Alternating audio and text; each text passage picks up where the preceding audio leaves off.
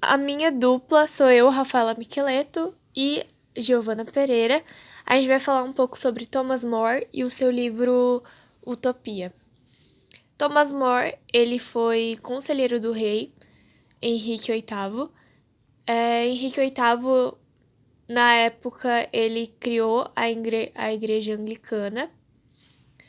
E nesse período na Inglaterra, o rei mandava matar todos aqueles que não seguiam o anglicanismo. E Thomas More, ele era católico. E ele era um grande católico. E ele, por mais que ele fosse conselheiro do rei, ele não deixou de ser católico para agradá-lo, né? Então, o rei Henrique VIII, ele mandou prender Thomas More na Torre de Londres. E é lá na Torre de Londres que ele começa a escrever o seu livro Utopia. Ele começa a explicar sobre a sociedade em que a Inglaterra se vivia e sobre como o rei Henrique se comportava na sociedade e o que ele mandava fazer. Ou seja, era uma sociedade com grande desigualdade e problemas sociais.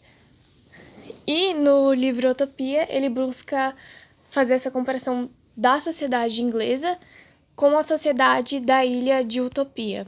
E aí a Giovana ela vai falar um pouquinho mais sobre o livro. Bem, eu vou estar falando um pouco sobre o livro.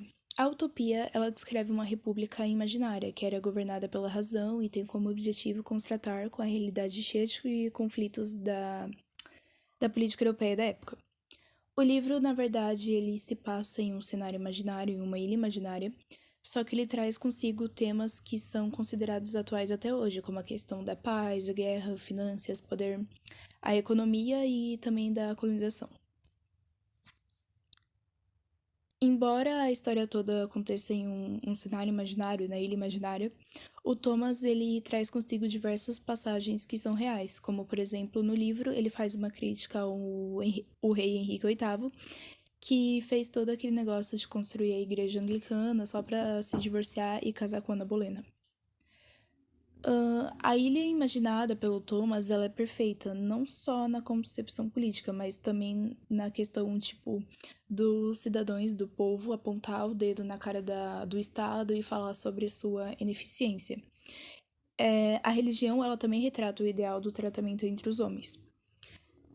Maury, ele não deixa de criticar a ânsia pela conquista. Ele considera que a utopia é retratada somente 24 anos após a descoberta da América, dominada agora pelos ingleses. Bem, vamos lá. A Utopia ela foi publicada em 1516. O Thomas ele primeiro escreveu o livro 2, para depois ele escrever o livro 1, e aí ele juntou as duas obras e publicou. O período histórico dessa obra é de intensa transformação social a todo momento.